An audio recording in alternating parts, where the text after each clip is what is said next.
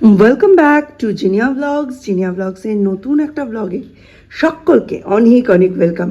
আজকে সোমবার, সপ্তাহের একদম শুরুর দিন, কিন্তু আজকের দিনটা শুরুটা ঠিক কেমন। আমরা সকলে ঘুম থেকে উঠে গেছি, মানে আমি আর মিস্টার বিশ্বাস দুজনেই ঘুম থেকে উঠেছি। তখন বাজে 7:30।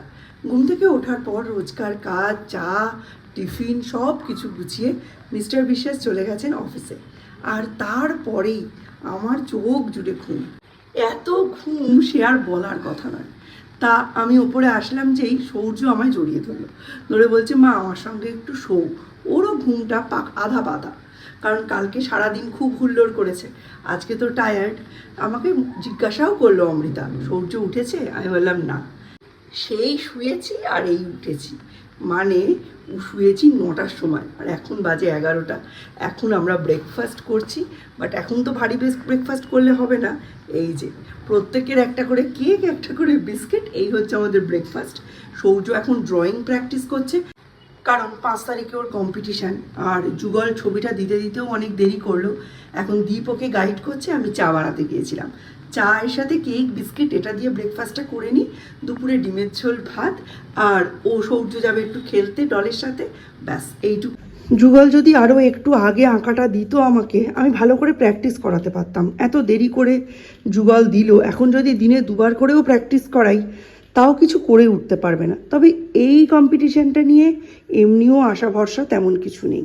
আরো বেশি করে খোঁজা আসছিস বুঝি না, ঘোরাতে ঘুরিয়ে নিয়ে যা। তোর জন্য মনে একটা আঁক না, এটা এরম করে এটা এঁকে দে না, তাহলেই তো হয়।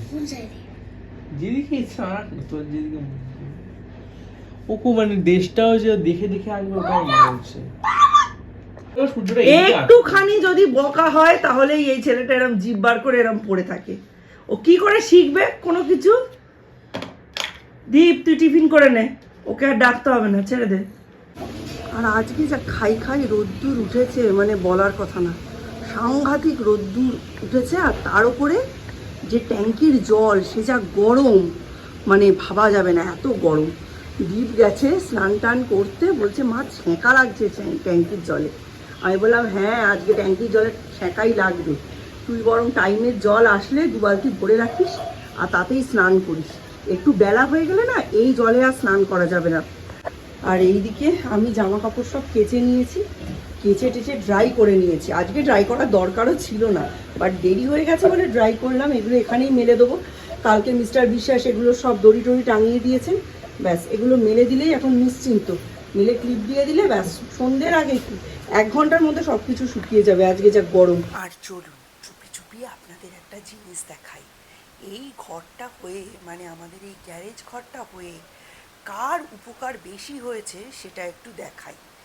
এই ঘরে সকাল এবং রাত্রি বসবাস করেন এক কর্তা গিন্নি। এই যে গিন্নি নিচে শুয়ে আছেন, ইনি সারা দিন এখানে শুয়ে থাকেন, শুধু খাবারের প্রয়োজন হলে বেরোন। আর কর্তা তিনি শুতে আসেন লোকনাথ বাবার তিরোধান দিবস উপলক্ষে, ওই জন্য কালকে আসছে না। অসুবিধা নেই, আমি টাকা কাটি, আমি টাকা কাটবো, কারণ টাকা না কাটলে এরা সঠিক জায়গায় আসবে না। সরস্বতী এমনি কামাই করে না। তবে কোনো জায়গায় গিয়েও যদি 200 টাকা কি 400 টাকা ইনকাম করে, সেখানে যদি আমি ওর 50 টাকা কাটি, বাস্তবিক পক্ষে সেই 50 টাকা কাটাতে ওর কিছুই যায় আসে না। আর এই ধরনের কাজ পেলেও করবেই, কারণ এটা ওর উপরি ইনকাম, সেখানে আমি বলে কিছু করতে পারবো না। 1 দিন 2 দিন। আর আজকে প্রচুর বাসন ছিল, 2 গামলা বাসন সব মেজে দিয়ে গেছে। চলো, রান্নাঘরের টেম্পারেচার এখন 48 ডিগ্রির কাছাকাছি হয়ে গেছে। এই যে ভাত আর ডিমের ঝোল দুটোই হচ্ছে। ডিমের ঝোল একদম শেষে, 15 মিনিটের মধ্যে দীপকে খেতে দিয়ে দেবো। ভাতও একদম শেষের দিকে। আর এই আদা বাটাটা ফ্রিজের মধ্যে ছিল, একদম জমে গেছে, তাই এই দুটো উনুনের মধ্যিখানে রেখে একটু গলানোর চেষ্টা করেছি, তারপর তার থেকে দিয়েছি। চলো, এমনি কাজবাজ সবই শেষ, সেরকম কিছুই নেই। মুসুর ডাল কালকে রান্না করা ছিল, সেটা বার করে রেখেছি। এবং কালকে দেখিয়েছিলাম না যে মটর ডাল ভিজিয়ে রেখেছি, তো মটর ডালের বড়া করব, ব্যাস এই। আর আজকে তো ডিমের ঝোল হচ্ছে, এই দেখো শাক রয়েছে, মাছের ঝোল একটু রয়েছে, এখানে এঁচোড় আর আলু মানে সেদ্ধ করা রয়েছে, এটাকে ভেজে নিয়ে করব। চলো, আজ দুপুরে তো শোয়া টোয়া কিছুই হলো না আলটিমেটলি। দুপুরে আমরা 2:10-15-এর মধ্যে খেয়ে নিয়েছি। তাড়াতাড়ি না খেলে হতোও না, কারণ ওরা তো কিছু খায়নি সেরম, কেক বিস্কিট খেয়েছে। এখন জামা কাপড়টা তুলি, জলটা ভরি। একটু আগেই সৌম্য এসেছে, দেখো সন্ধে প্রায় হব। এখন আর জামা কাপড় রাখা যাবে না, এগুলো তুলি।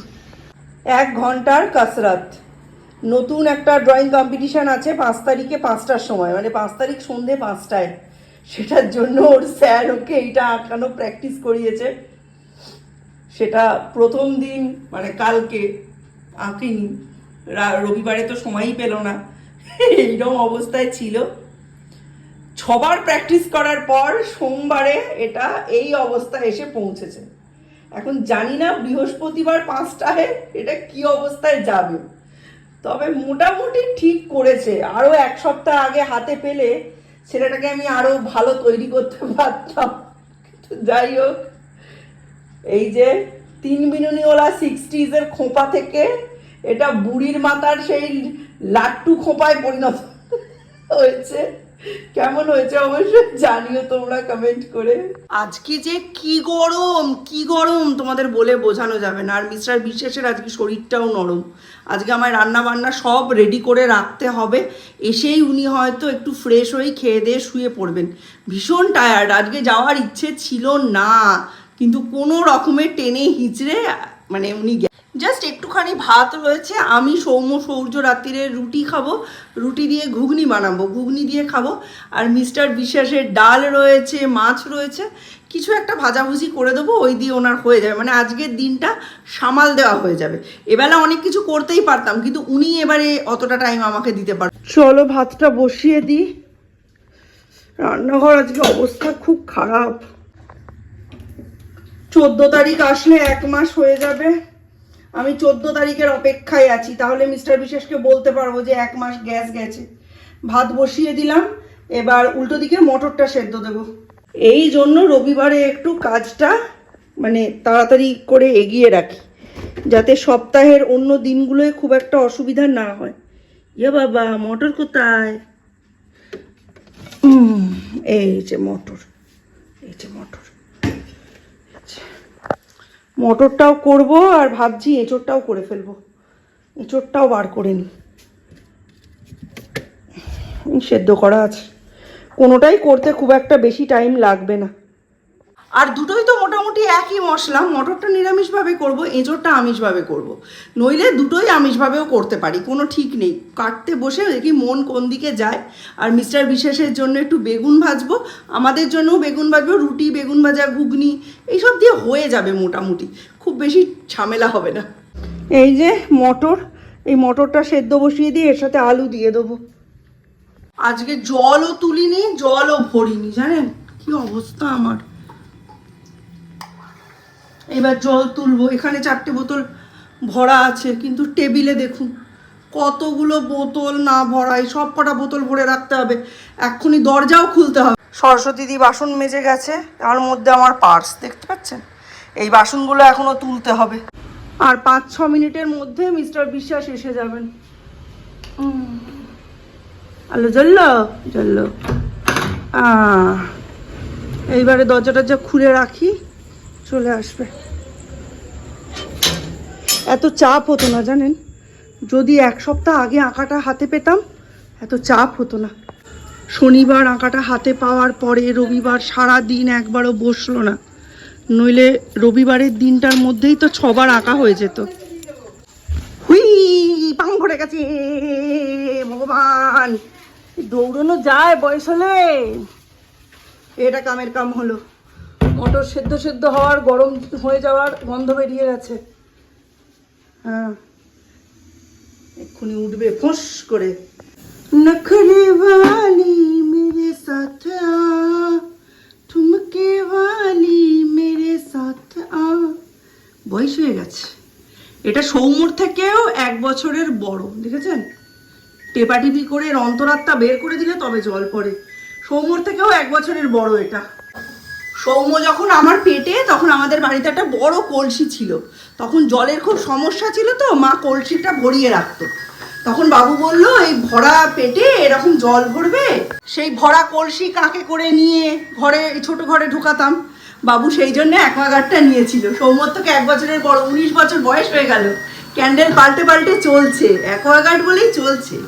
এখন আর বেশি ব্লগ টগ করা যাবে না, ভটভট ভটভট করে রান্না করতে হবে, বাসন তুলতে হবে, মিস্টার বিশ্বাসের সব কিছু নিয়ে আজকে মাথা খুব গরম থাকবে, শরীরটা দুর্বল তো, সব হাতের কাছে জোগাড় করে রাখতে হবে, তারপর আসলে দেখা যাবে।